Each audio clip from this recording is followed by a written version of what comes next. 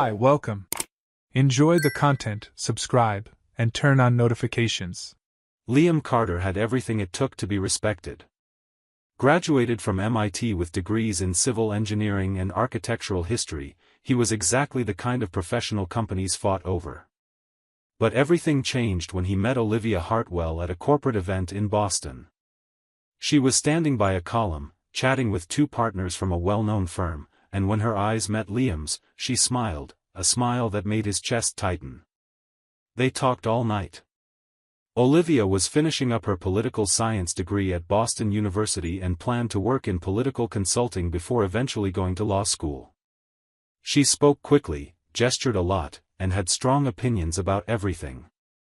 Liam found himself laughing at her jokes about boring professors and heated classroom debates. When she asked what he did and he replied that he was a civil engineer from MIT, she seemed genuinely impressed. "Seriously? You must be brilliant," she said, touching his arm. And that's how it started. Their relationship was intense. Dinners, quick trips to Cape Cod, long talks about the future. Olivia spoke about changing the legal world, opening her own firm, and fighting for important causes. Liam supported her in everything. When she suggested marriage, just 7 months after they'd met, he thought it was too soon. But he was too deeply in love to think clearly. The wedding was huge. The Hartwell family insisted on it. Olivia's father, Richard Hartwell, was a real estate tycoon in Portland, tall, with perfectly combed gray hair, a deep, confident voice.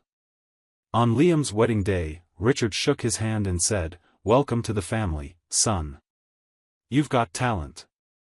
We're going to do great things together." Liam should have picked up on the tone in that sentence. But he was too happy. Olivia's mother had passed away years earlier. During their courtship, Liam heard stories about Eleanor Hartwell. Olivia spoke of her fondly but also with sadness. "She would have loved you," Olivia once said, holding his hand. Richard avoided the subject entirely, always changing the topic whenever someone mentioned Eleanor. Liam assumed it was grief. He thought Richard was still suffering. He assumed a lot of things, and got them all wrong. The first few months of marriage seemed perfect. They lived in a house Richard had bought as a wedding gift, in an upscale Portland neighborhood. Olivia started working at a political consulting firm, constantly traveling between Portland and Boston. Liam worked for an independent construction company, managing residential projects. It was honest, well-paid work, and he enjoyed it. 3 months after the wedding, Richard made his offer.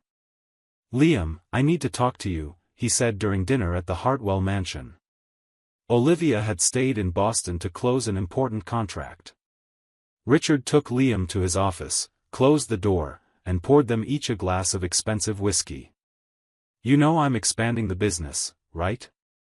New ventures, partnerships with the city. But I need someone technical, someone who understands structures, permits, building codes. You're perfect for this." Liam felt flattered. Richard Hartwell was respected in the industry. Working with him meant prestige, money, opportunities. "I appreciate it, Richard. But I have my current job, Anne." "I'll triple your salary," Richard cut in, smiling. "And you'll get a share of the profits. Think about Olivia. Think about the family you're going to build. This is a once-in-a-lifetime opportunity." Liam accepted. How could he refuse? He started the following week. At first, the job was exactly as Richard had promised. Liam reviewed plans, checked blueprints, ensured everything met code. He was good at it, he always had been. But slowly, things began to shift. At client meetings, Richard introduced him strangely. "This is my son-in-law, Liam. He handles the hands-on side of the projects." Hands-on. The word bothered Liam, but he let it slide. At another meeting with investors, Richard said, "Liam here knows concrete and bricks. Leave the financial side to me." Olivia did the same. When her friends visited, she'd say, "My husband works at my dad's company. He's really good with tools and all that technical stuff." Tools. As if Liam were a mechanic, and his MIT degree meant nothing. The first 3 years were a slow deterioration. Olivia worked more and more, traveled constantly, and when she was home, barely spoke to Liam. He felt alone but convinced himself it was just a phase, that their marriage would improve. In their 4th year of marriage, Olivia announced she'd been accepted to Harvard Law School. She was radiant. Liam was happy for her but also worried. More time apart, more distance between them. Olivia dove into her studies with frightening intensity. She called less and less. She only visited Portland on holidays. And when she was home, she treated him like he was beneath her. At dinner parties, Olivia and her lawyer friends debated litigation strategies, legal precedents, theories about reforming the system. Liam tried to join in once.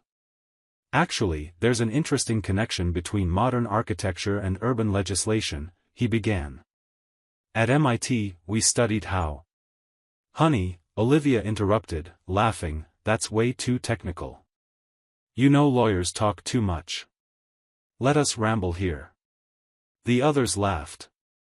Liam felt his face flush but forced a smile. He stayed quiet for the rest of the night. This became routine. He'd come home after a full day on the construction site, covered in dust, exhausted, and if Olivia was there, she barely looked at him. "Hi," Liam would say. "Hi," she'd reply, eyes still on her screen. "There's food in the fridge. Just heat it up." They stopped having real conversations. Stopped having sex. Stopped laughing together. Liam felt like a ghost in his own home. The worst moment came at Hartwell Enterprises' anniversary party in their 6th year of marriage. Richard gave a speech about the company's success, growth, and vision for the future. He thanked several people by name for their contributions: managers, lawyers, accountants. When it came to Liam, Richard said, "And of course, thanks to Liam for keeping our job sites organized."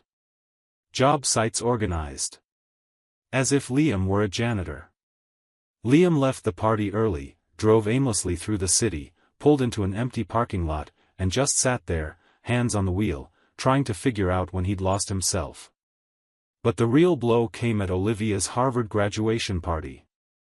It was May, 8 years after their wedding. Olivia had finished law school with honors, and the university held an elegant ceremony in a grand hall with crystal chandeliers and beautifully set tables. Liam sat in the second row, wearing his best suit, with an expensive gift in his pocket, a watch Olivia had mentioned wanting months earlier. He was proud of her. Despite everything, he still wanted to believe their marriage could work. Olivia stepped onto the stage to receive her diploma. The dean praised her dedication and intelligence. Then they opened the floor for any graduate who wanted to speak. Olivia was one of the first to take the microphone. "I'd like to thank a few people," she began, scanning the audience with that confident smile Liam knew so well. "My professors, who taught me to think critically.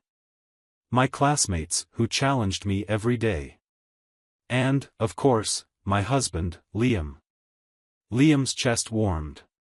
She was going to thank him. Finally. "Liam is a simple man," she continued, her voice almost maternal, condescending. "He works in construction. Builds walls, installs beams, things like that. And I admire that. Because while I study contracts and legal theories, he's out there doing the hard work, the kind that takes physical strength, you know? He might get confused when I talk about Supreme Court cases or litigation strategies, but he knows how to mix concrete. And that has value." People laughed, a polite but cruel laugh. Some guests looked at Liam with pity. Others with disdain. Olivia smiled. "I think it's beautiful that people like Liam exist, people who do practical, basic things. Because those of us who work with our minds need people who work with their hands. It's a partnership. I build careers," He builds houses. It's perfect. Liam froze. Every word was a knife. She'd just humiliated him in front of hundreds of people, and was smiling as if she'd paid him a compliment. When the speech ended, everyone applauded. Olivia stepped down, greeted friends, took photos. Liam stayed seated, hands trembling, trying to process what had just happened. He left the party without speaking to anyone. Got in his car, drove to a bar he knew on a quiet Boston street. Ordered a whiskey. Then another. Sat there alone, staring at his glass, feeling anger and shame battle inside him. The bartender, a man in his 50s with a gray beard, silently wiped glasses. After a while, he looked at Liam. Bad party? Liam laughed, but it was bitter. Something like that. Woman? How'd you know? It's always a woman or work. And you look like a man who just realized something he should have seen a long time ago. Liam fell silent. Took another sip. She humiliated me in front of everyone, he said, more to himself than to the bartender. And the worst part is I let it happen. For years, I let her and her family treat me like I was stupid. Like my degree meant nothing. Like I meant nothing. The bartender leaned his elbows on the bar. So what are you gonna do now? I had everything it took to be respected. Graduated from MIT. Worked on projects that transformed entire neighborhoods. But I married her, and became this. Then get a divorce. I depend on her. Financially, socially, everything in my life is tied to her. If I leave, I lose everything. The bartender shook his head. You've already lost it. You're just pretending you still have something to lose. Liam left the bar in the early hours, drunk, the bartender's words echoing in his head. He got home to find Olivia asleep. She'd taken off her graduation dress and left it on the floor. The watch Liam had bought sat on the dresser, still in its unopened box. He slept on the couch. In the weeks that followed, Liam tried to move on. He woke early, went to the construction site, came home late. Avoided Olivia as much as possible. She seemed content with that. Days passed without real conversation. 3 weeks after graduation, everything changed. Liam was leaving the East Portland construction site, carrying blueprints and a folder of reports. The sun was setting, and the street was nearly empty. That's when a man in a gray suit approached him. Liam Carter? Liam stopped, suspicious. The man was tall, around 40, with dark hair slicked back and a serious expression. Who's asking?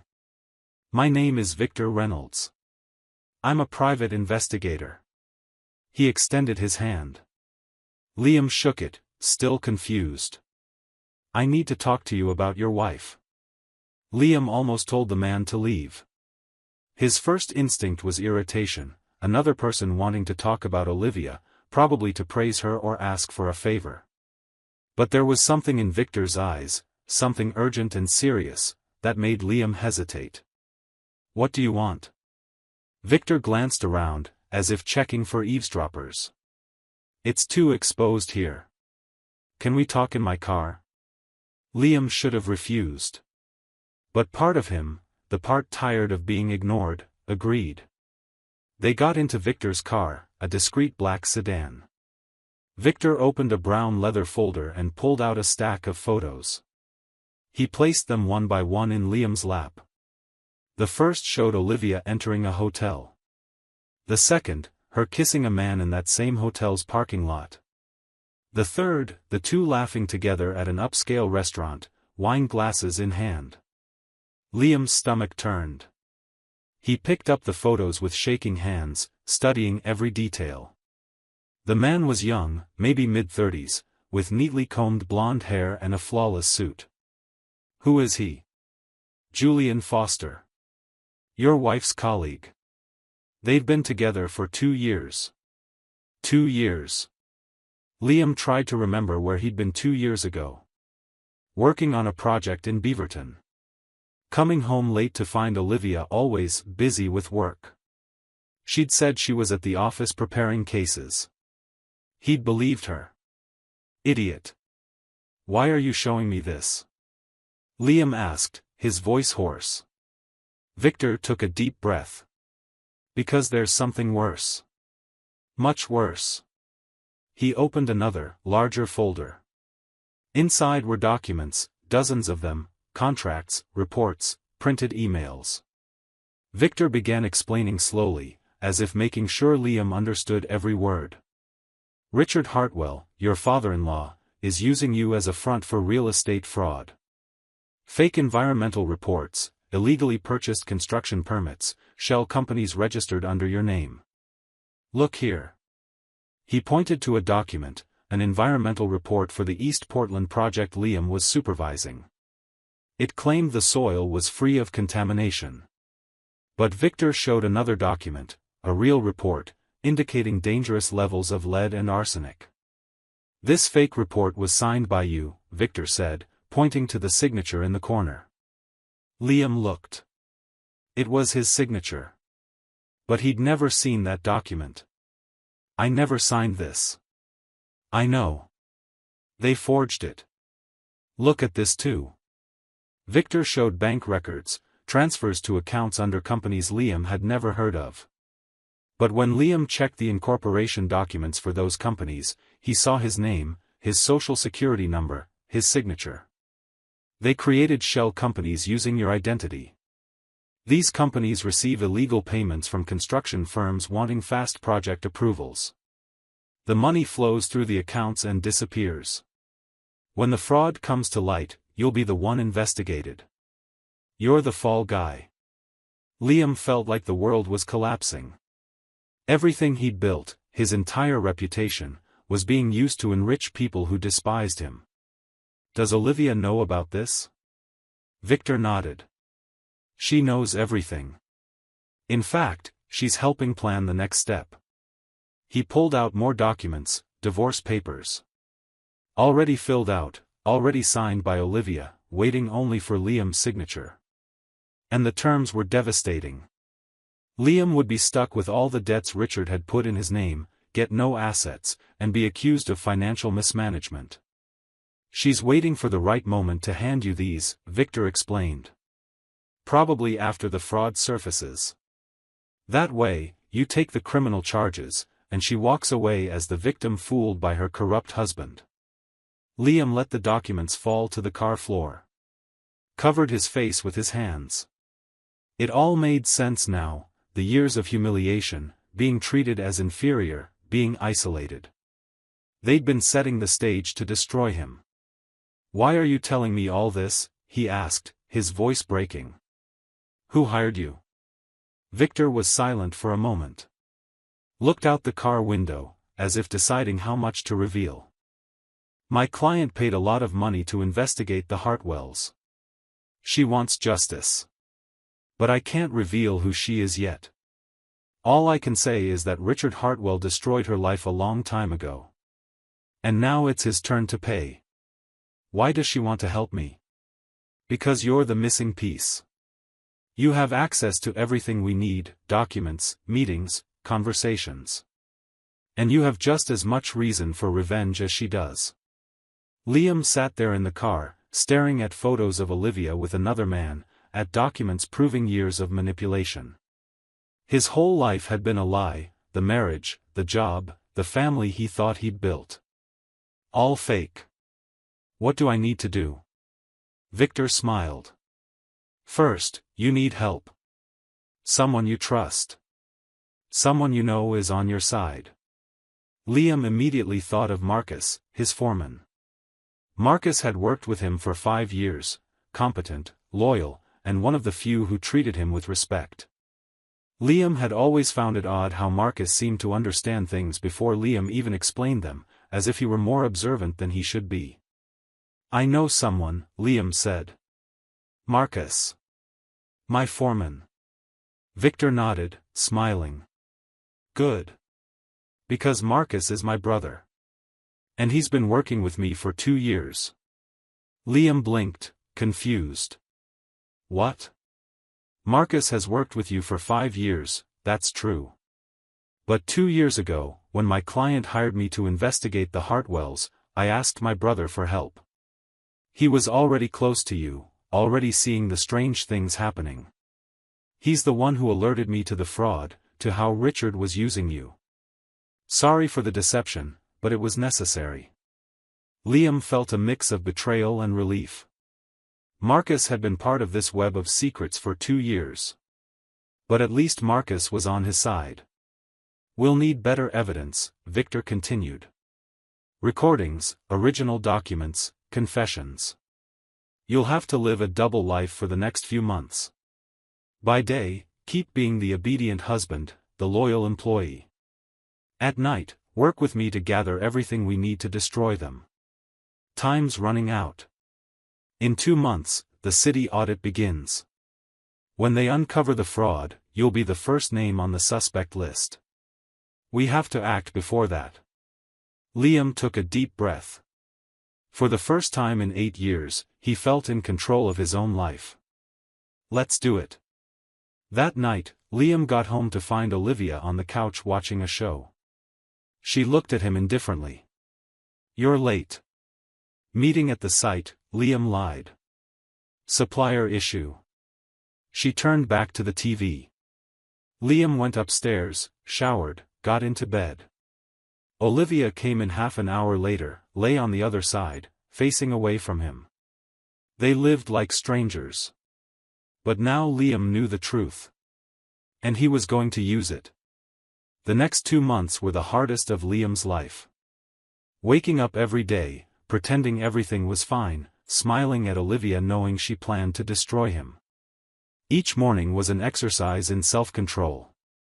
Every conversation with Richard was an act. But now he had a purpose, and that kept him steady. Victor had given clear instructions. Liam had to act exactly as he always had, submissive, quiet, invisible. Any change in behavior would raise suspicion. So he kept arriving early at construction sites, reviewing blueprints, signing documents Richard put in front of him. The difference was that now, before signing anything, he photographed it with his phone and sent it to Victor. Marcus became his closest ally. They spoke in code on the job site, away from other workers. Marcus had access to files Liam would never see, and slowly, they assembled a complete dossier of Richard's illegal operations. A week after meeting Victor, Liam had his first real mission. Richard had scheduled a meeting at his house with 3 businessmen. Liam was invited, as always, to give technical input. But Victor asked him to record everything. He gave Liam a tiny recorder, the size of a button, which Liam sewed into the inner pocket of his jacket. Liam arrived at the Hartwell mansion at 8 that night. The 3 businessmen were already there, expensively dressed, wearing gold watches and Italian suits. Richard introduced them: Thomas Brennan, owner of a construction firm in Eugene, David Walsh, a real estate investor, and Gregory Hunt, who worked for the Portland city government as director of licensing. Gregory's presence should have alarmed Liam immediately, a public official at a private meeting with businessmen. But he kept his expression neutral, shook everyone's hand, and sat at the end of the table. Richard poured whiskey and got straight to the point. Gentlemen, the East Portland project is ready to move forward. But we have a problem. The real environmental report shows soil contamination. If that gets out, we'll lose millions. Thomas took a sip and set his glass down. And what's the solution? Richard smiled. It's already handled. We have an alternate, clean report ready for submission. And the project's lead engineer has already signed off. He looked at Liam. Everyone looked at Liam. Liam's blood ran cold, but he forced a confused smile. I signed it? Yes, you did, Richard said, as if it were obvious. Last week. Remember? Liam slowly shook his head, pretending to search his memory. Ah, yes. The environmental report. Lie. He'd never signed anything. But this was the proof Victor needed, Richard admitting, in front of witnesses, that he'd forged documents. Gregory, the city official, cleared his throat. What about the inspectors? If someone decides to test the soil, we'll have a problem. I've taken care of that, Richard said. The inspectors assigned to the project are trustworthy people, people who understand how the game works. David, the investor, laughed. You've always been good at this, Richard. That's why I've invested with you for 15 years. The meeting lasted another hour. They discussed numbers, deadlines, profit splits. Liam stayed quiet most of the time, just nodding when Richard asked for his technical opinion on some construction detail. When it ended, he left with the recorder full of explicit confessions. Victor listened to the recording 3 times that same night. Marcus was with him. The 3 of them sat in Victor's car, parked on a dark street far from Liam's house. This is gold, Victor said, smiling for the first time since Liam had met him. With this recording, we can take down Richard and everyone involved. But we still need Olivia, Liam reminded him. We have to prove she's involved. Marcus looked at his brother. She's careful. Never puts her name on anything. Uses Richard as a front. Then we need to catch her confessing, Victor said. And I have an idea how to do that. 2 weeks later, Liam got his chance. Olivia was home, which was rare. She'd brought work and was in the office, typing furiously on her laptop. Liam was in the living room, pretending to watch TV, but with his phone in his pocket, recording. Olivia got a call. From her tone, Liam knew it was Julian. Honey, calm down, she said, standing and closing the office door. But there was a gap, and Liam could hear everything. I know it's hard. But it's almost over. My dad will make sure Liam signs the final documents next week. After that, we just wait for the audit. When they find the fraud, his name will be on everything. He'll go to prison, Julian. And then we'll be free. Liam gripped his phone tightly. Hearing Olivia talk so coldly, so confidently, about his imprisonment was more painful than any public humiliation. The divorce papers are ready, she continued. My lawyers already reviewed them. Liam will get all the debts. And I'll file as soon as he's indicted. I'll claim I was deceived, that he hid everything from me. No one will doubt it. After all, who'd suspect the brilliant lawyer married to the dumb laborer? She laughed, a cruel laugh Liam had never heard before. When Olivia hung up, Liam quickly went upstairs to the bedroom. He was shaking with rage. He sent the recording to Victor and lay down, staring at the ceiling, trying to process that the woman he'd loved for years was capable of such cruelty. But the anger gave way to something colder. Determination. A month after meeting Victor, things started accelerating. Richard announced a big party to celebrate the official launch of the East Portland project. It would be at his mansion, with politicians, businesspeople, investors, a gala with over 200 guests. Victor saw the opportunity immediately. This is our chance, he told Liam.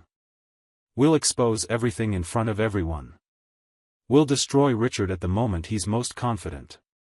And your client? Liam asked. Will she show up? Victor smiled.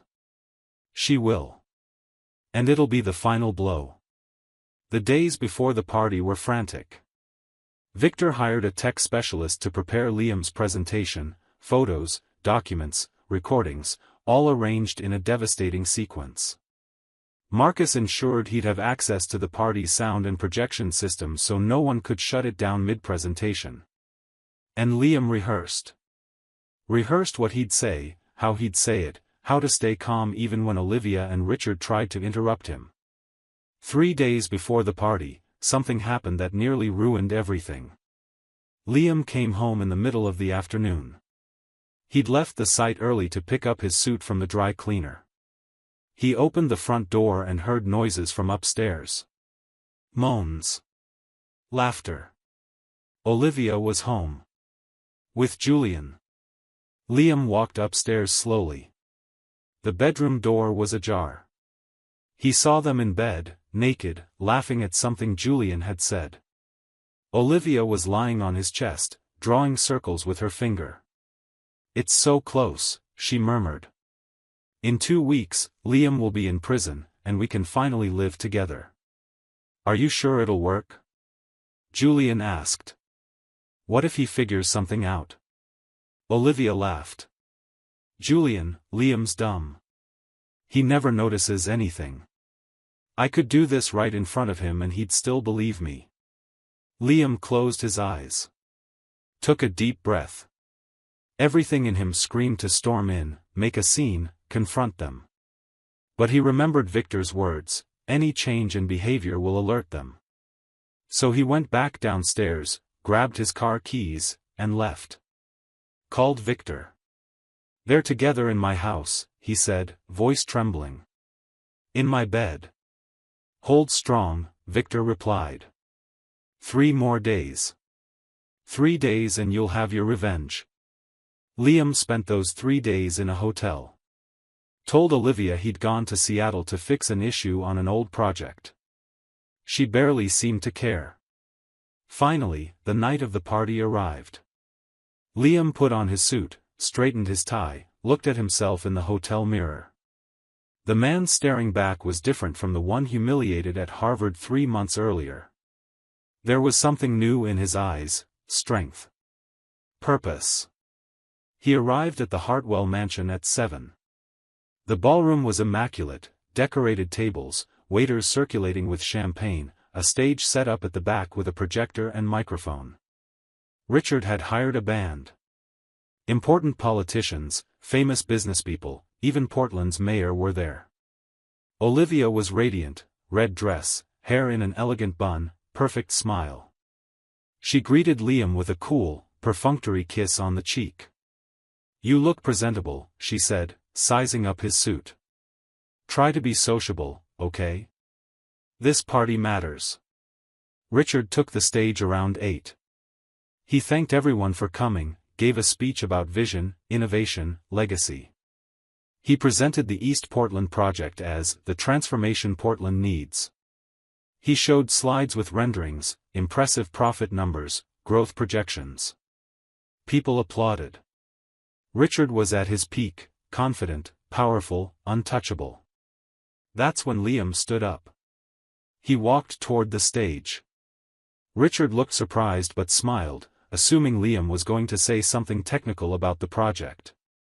After all, that's what Liam always did, stay quiet and speak only when told. "Can I say a few words?" Liam asked, taking the microphone. Richard hesitated, but his ego won out. "Of course. The project's engineer deserves some credit too." Liam stepped onto the stage. The room fell silent. Marcus was in the back, near the sound equipment. Victor sat at a side table, a small smile on his face. And at the entrance, a gray-haired woman had just walked in, accompanied by 2 lawyers. Liam connected his laptop to the projector. "Good evening, everyone," he began, his voice steady and clear. "My name is Liam Carter. I'm a civil engineer from MIT, with a specialization in architectural history. And for 8 years, I worked for Richard Hartwell." He looked at Richard. The man's smile began to fade. "But today, I want to tell the truth about the East Portland project. And about the man standing in front of you." Richard took a step forward. "Liam, what are you doing?" Liam ignored him. Clicked his laptop. The first image appeared on screen, the fake environmental report, with Liam's forged signature. "This is the report Richard submitted to the city. It claims the East Portland soil is clean, free of contamination. But there's a problem." He clicked again. Another report appeared, the real one. "This is the actual report, done by an independent firm. It shows dangerous levels of lead, arsenic, and other chemicals. Building there without proper soil treatment would put hundreds of people's health at risk. The room began murmuring. Richard tried to grab the microphone, but Liam stepped away. I never signed the fake report. Richard forged my signature. And I can prove it. He showed handwriting analyses, signature comparisons, dates proving Liam was in another state when the document was supposedly signed. People started standing up. Olivia went pale. Julian, standing beside her, tried to slip out quietly, but 2 officers blocked the door. Victor had alerted authorities beforehand. But that's just the beginning, Liam continued. Richard Hartwell created shell companies using my identity, companies that receive illegal payments from construction firms in exchange for fast project approvals. He displayed the documents, bank records, suspicious transfers, emails between Richard and businessmen proving the scheme. And who else was involved? Liam asked, looking directly at Olivia. My wife. Olivia Hartwell. Olivia shouted, that's a lie. I never. Never what? Liam interrupted. Then he played the recording. Olivia's voice filled the room, clear and unmistakable. My dad will make sure Liam signs the final documents next week. After that, we just wait for the audit. When they find the fraud, his name will be on everything. He'll go to prison, Julian. And then we'll be free. Absolute silence. People stared at Olivia in horror. She tried to speak, but no words came out. Liam played another recording, the meeting at Richard's house. The voices of Thomas, David, Gregory, all admitting their involvement. For 8 years, Liam said, his voice now thick with emotion, you treated me like I was stupid. Like my degree meant nothing. You, Richard, introduced me as a laborer. You, Olivia, humiliated me publicly at Harvard, called me simple, basic. And it was all part of the plan, to make me seem incompetent so that when the fraud surfaced, no one would doubt I was the guilty one. He took a deep breath. But you forgot one thing. Smart people can pretend to be dumb. But dumb people can never pretend to be smart. Richard tried to run. Officers grabbed him. Olivia shouted, claimed innocence, but the evidence was overwhelming. Julian was arrested too, as an accomplice. Then the ballroom doors opened. The gray-haired woman walked in. Richard saw her and froze. All color drained from his face. No, he whispered. You're dead. The woman smiled, a cold, triumphant smile. Hi, Richard. Missed you. Olivia looked at the woman, confused, until she recognized her. Mom? Eleanor Hartwell walked to the stage. She was elegant, in a black suit, holding a briefcase. Her eyes were locked on Richard. 10 years, she said, her voice echoing through the room. 10 years you kept me locked in that clinic, drugging me, isolating me, saying I was crazy. All because I discovered what you were doing, the fraud, the bribes, the shell companies. Richard tried to speak, but she continued. You had me committed against my will, Richard. Paid doctors to give false diagnoses. Told our daughter I'd died. And you were free to build your empire of lies. Olivia collapsed into a chair, in shock. You're alive. All this time. Eleanor looked at her daughter with sadness. I'm so sorry, Olivia. Sorry for what your father did to you. For what he turned you into. I escaped the clinic 3 years ago, Eleanor continued. It took months to recover, to regain my strength. And when I could finally think clearly, I hired Victor. 2.5 years ago, we started the investigation. Victor placed his brother, Marcus, near Liam. And slowly, we gathered everything we needed. She handed the briefcase to the officers. Inside were even more proofs, documents Eleanor had saved 10 years earlier, before being committed. Evidence Richard thought he'd destroyed. Richard was handcuffed. Olivia too. Julian was led away as well. They screamed, argued, but it was useless. The evidence was irrefutable. The ballroom emptied quickly. Politicians and businessmen left, some fearing association with the scandal. The mayor issued a statement announcing a full investigation. Liam stood alone on the empty stage, looking at the chaos. Victor approached him. "You did it," Victor said, putting a hand on Liam's shoulder. "You're free." Eleanor came over too. "Thank you," she said. "Thank you for having the courage when I thought no one else would." Liam shook his head. "I should have seen it sooner. Should have realized what they were doing." "You trusted the people you loved," Eleanor said gently. "That makes you human. That makes you good."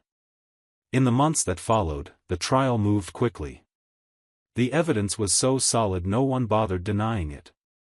Richard was sentenced to 15 years for fraud, forgery, bribery, and unlawful confinement. Olivia got 8 years as an accomplice. Julian received 5. Thomas, David, and Gregory were also convicted. The scandal rocked all of Portland. Dozens of projects were investigated. Permits were revoked. It was a necessary cleanup of a system rotten for years. Liam was fully exonerated. More than that, he became something of a hero. The story of the MIT engineer who brought down a corruption empire made national news. He received job offers from major firms, speaking invitations, even book deals. But he turned them all down. Instead, he took over the East Portland project, but rebuilt it from scratch. He properly cleaned the contaminated soil, an expensive but necessary process. He transformed the development into affordable housing, with half the units sold at below-market rates to low-income families. He hired local workers and offered training programs for young people wanting to enter construction. Eleanor took control of the former Hartwell Company, renamed it, and purged all illegal operations. She and Liam became partners, working together on ethical, honest projects that truly helped communities. Marcus became a site manager. Victor returned to investigative work but stayed in touch, having dinner with Liam once a month. 2 years later, Liam was at the East Portland construction site. The neighborhood was taking shape. Families already lived there. Children played in the streets. There were parks, green spaces, a community school he'd helped fund. Marcus approached him with a clipboard. "Boss, we need to decide on finishes for Block C." Liam smiled. "You decide. I trust you." Marcus blinked, surprised. "Seriously?" "Seriously. You're competent. You always have been.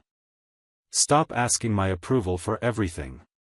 Marcus laughed and walked away. Liam stood there, looking at the buildings, feeling Portland's cool wind on his face. A young woman approached him, maybe in her 20s, holding a baby. "Are you Liam Carter?" she asked shyly. "I am. I just wanted to say thank you. My husband and I live here. It's our first apartment. We never could have afforded it without your project. You changed our lives." Liam felt his eyes sting. "I'm glad I could help." She smiled and left. Liam stood there, thinking about everything that had happened, how he'd lost 8 years of his life being small because he let others decide who he was. But he also thought about how, once he finally woke up, once he reclaimed his own voice, no one could stop him. He'd learned something he'd carry forever: you can have all the degrees in the world, all the skills, all the talent. But if you let others define your worth, you'll live their life, never your own. And the most important thing he'd learned was that it's always possible to start over. That even at your lowest point, surrounded by lies and manipulation, you can still find the strength to climb back up. To fight. To become who you truly are beneath all the layers of humiliation and shame. Liam Carter had been called simple, basic, dumb. But he'd toppled an empire. Freed a woman imprisoned for a decade. exposed crimes that harmed an entire city. And now, he built houses, real ones. Honest ones. For people who deserved a chance. He was, finally, who he'd always been meant to be, a brilliant engineer, a man of integrity, someone who used his knowledge to do good. And that was the best revenge of all. Thank you for watching the video. If you enjoyed it, don't forget to subscribe to the channel and turn on notifications so you won't miss any updates. See you next time.